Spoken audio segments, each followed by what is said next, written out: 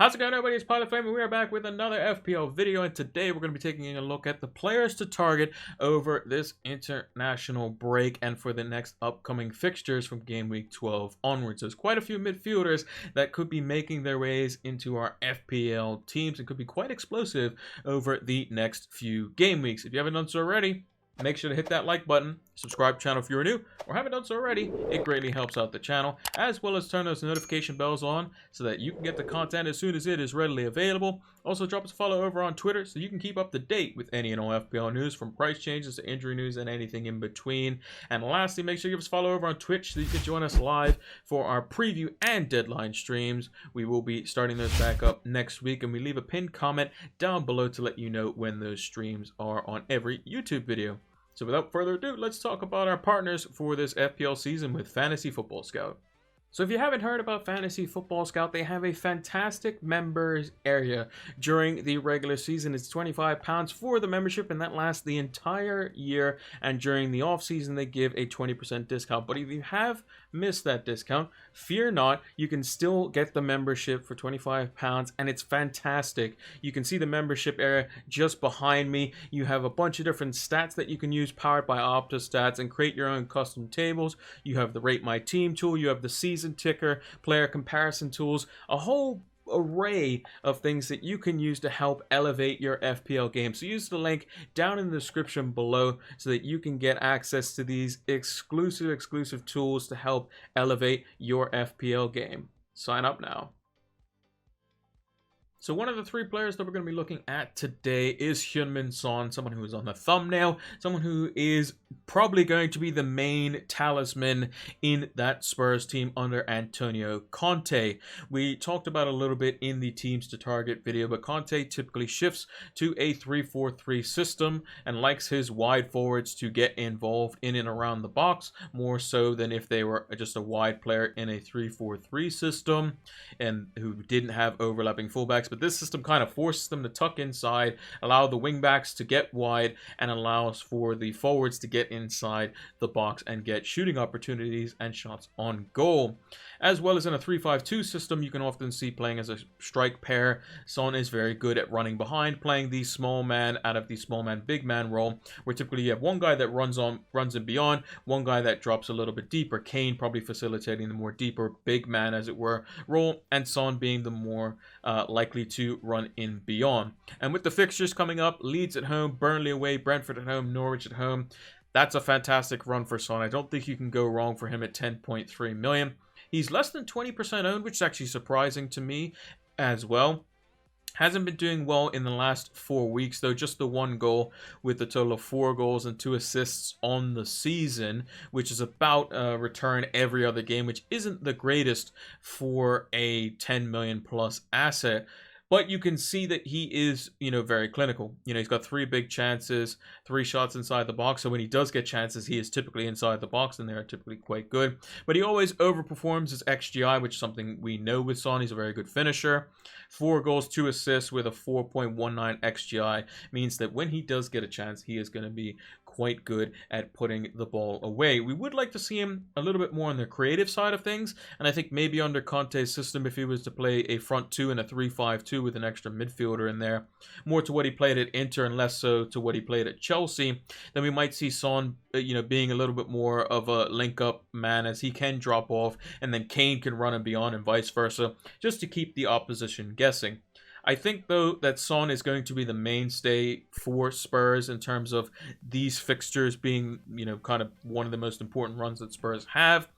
It's going to be a great run for Antonio Conte's team and allow for them to basically get back in amongst it. I believe they're still doing okay in the table. I think they're still in the top 8 from what I remember. But I can see that if Kane hits form, if the system starts to work well, if they're able to invest a little bit in January, Spurs could be knocking on the door for a top 4 spot if the likes of United or West Ham or Leicester or whoever is looking for that 4th spot potentially is going to slip up in that regard, because we kind of just assume that Chelsea, Man City, and Liverpool will be nailed on. But it's going to come down to this man as well as Harry Kane. But I think Son's the one to go for. 19.5% on. I thought it was going to be a lot more than that, but his price is probably going to jump all the way up to maybe 10.5 and beyond once managers start to realize that, hey, look, Son might be a really good asset in Antonio Conte's system.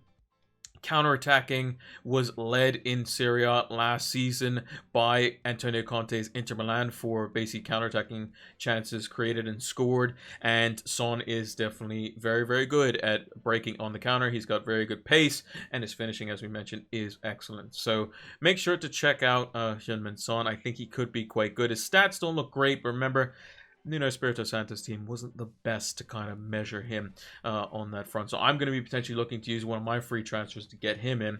So make sure you take a look at him, as well as the fixtures look quite nice. And they're even good for a while after these 4 fixtures as well. Now, with another midfielder that we could potentially be looking at, because he was someone that we looked at the beginning of the season for his mid-price price point. And now that Firmino's injured, Diego Jota could be someone that we're taking a look at. Now, Diego Jota is a bit of a divisive one in the FPL community. He seems like a very good asset for 7.5 million, but does he necessarily take all of his chances? There's the Firmino factor. Well, all of those seem to have gone out the window now, because when Firmino's out, Jota just comes straight in. 7.5 million playing up front or playing as the left forward role, often in either of those 2 positions. Usually Salah occupies the right-hand side. Diego Jota is a very good midfielder for that price point. Even with just the 4 goals and 1 assist on the season, you have to say that Firmino came in, did quite well. Firmino's now injured again. It seems to be a long-term hamstring injury, and the next upcoming fixtures could be quite kind to Liverpool after coming off the defeat from West Ham as the last fixture in game week 11. Arsenal at home, Southampton at home could be very easy for them. Everton don't have the greatest defense, and it is a Merseyside derby, so could be a bit of a leveler there, but should be quite straightforward for Liverpool. And then Wolves away, they should be able to dismantle that defense quite kindly. And then the fixtures are pretty good for the next coming game weeks. But Diego Jota just 12.6% owned. Again, like Son, just the 1 goal and no assists in the last 4 game weeks, but does get big chances across the season. He's had 7 of those, scored 4 goals, so you'd like for him to be a little bit more clinical. 16 chances created, 18 shots inside the box with a 5.03 XGI, so just barely underperforming that. So we would like to see something a little bit better from Diego Jota. If he can kind of up his clinical finishing and maybe create a little bit more chances, maybe a little bit better link up with the likes of Salah or Mane or Origi, whoever else is playing there, he could be quite good. And if Firmino's out, Klopp is going to have to call on Diego Jota probably more so than ever before. And it also seems like tonight Mane went off with a little bit of an injury. Not sure how serious that is as well. I saw that he was substituted around like the 28th, 29th minute mark. So that could play into our minds as well, as Jota might just be nailed on every game. With Christmas, there is going to probably be a bit of rotation and some sacrifice there. Maybe it's going to be in the Carabao Cup for Liverpool. But I would think that Liverpool should be fielding basically their first team, apart from maybe their last Champions League game, although they do have the group kind of sewn up. Maybe they play somewhat full strength in the 5th game of the group, and then in the 6th game they kind of rotate a little bit. But that means Jota's minutes in the Champions League will be limited, and we get a lot more minutes in the Premier League, which is exactly what we want. But with Firmino being out, that just makes it all the much better for Diego Jota owners. And I think 7.5 million is an absolute steal. And I think he could definitely get some returns there. So maybe he's someone that I need to reconsider. I have a lot of money in defense. Let me know how your teams are looking. I know there's a lot of managers are looking to the 4 at the back with the likes of Chilwell, Reece James, Trent, Livramento being like the cheap enabler, and Cancelo. We might have to shift some of those funds eventually and just go with the 1 Chelsea defender as the fixtures are turning just a little bit, and put that towards the likes of a Jota or a Son as well. And there's another midfielder who is a youngster over at Manchester City and is finally emerging in a lot of FPL teams this season. And Pep seems to be keeping somewhat of a consistent kind of lineup going on, and that's going to be Phil Foden. Now, Phil Foden has always been someone who is very, very talented, both left foot, right foot, mainly left foot dominant, but can play a multitude of positions out on the right-hand side, cutting in, on the left-hand side, holding the width, playing in the false nine role, playing in the David Silva left-sided central midfield role. He can do pretty much all of those roles at his whim, as long as Pep gives him the guidance and says, this is the role you're playing. And if you look over the last 4 game weeks, 2 goals and 2 of the assists out of his 3 goals and 2 assists on the whole season have come in those last 4 game weeks. That was mainly due to him being injured at the start of the season. Still under 15% owned, so still quite good there. He creates chances, he gets big chances, he gets a lot of shots inside the box for a City midfielder. Typically, a lot of the City midfielders are single digits on that front, and is overperforming his XGI, which is what we like to see. 2.13 in comparison to the 5 returns that he has on the season. If we look at his fixtures as well, Everton at home, that could be pretty straightforward. West Ham at home could be very tricky. West Ham have done quite well, and they've basically beaten everyone this season in all competitions. Aston Villa away should be pretty straightforward, although under management of Steven Gerrard now, that could prove to be a little bit more difficult than normal. Watford away should be pretty trivial for Man City as well. And then they have a good run of fixtures, much like United as well, with a lot of FDR rating of 2 fixtures in on that one. So I think that Phil Foden is very important for a multitude of reasons. The first being that he can play all of these positions, so he's less likely to be subbed, in my opinion, because he can be just shifted around. So if he starts off with the false 9 and Grealish is playing wide left, Grealish can be taken off and Foden can definitely play on that left-hand side, and they can bring on Sterling to play the false 9, whereas I don't think Grealish performed as well in the false 9 role when he was given that license to do so in the one game that he did get positioned in that one. Foden is also a left footer, which is very important as well in Pep's system. He likes to maintain the width. He likes to have natural width, and what we mean by that is a natural cross coming in. So left foot, left-sided cross, right foot, right-sided cross. None of the inverted winger style of play. He leaves that to more of the fullbacks if they can get involved on that, like João Cancelo on the left-hand side.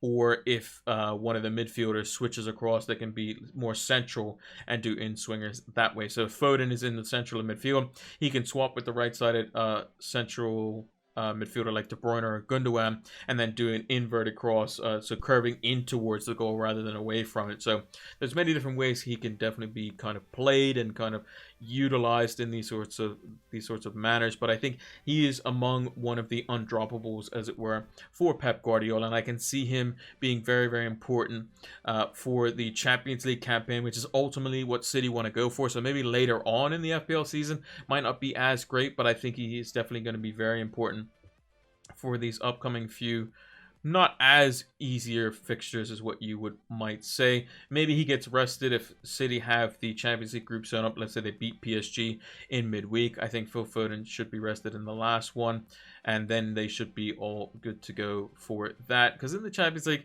they're going to play difficult teams once you reach the round of 8 anyway. That's kind of how it's going to work. The draw is always random, and City are good enough to beat anyone on their day. And in the Christmas period, they're going to play 1-11, and then the next day, they're going to play another completely different 11. So that's going to happen no matter what during the Christmas period. Pep likes to rotate normally, but he seems to be a bit steady, and Foden seems to be one of those mainstays in there. So I would say take a look at Foden if you're looking to bring in another midfielder after this international break. But let me know in the comments down below which players you're taking a look at for the next coming game weeks and who could be new to your lineup going into game week 12.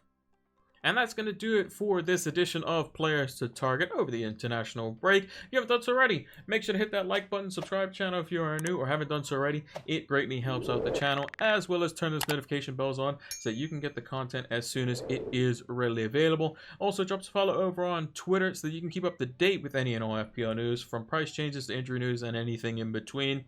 As well as give us a follow over on Twitch so you can see when we go live for our preview and deadline streams. We will be starting the preview and deadline streams back up next week for game week 12. And lastly, use the link down in the description below so that you can get access to the Fantasy Football Scout membership area. It's going to help elevate your FPL game.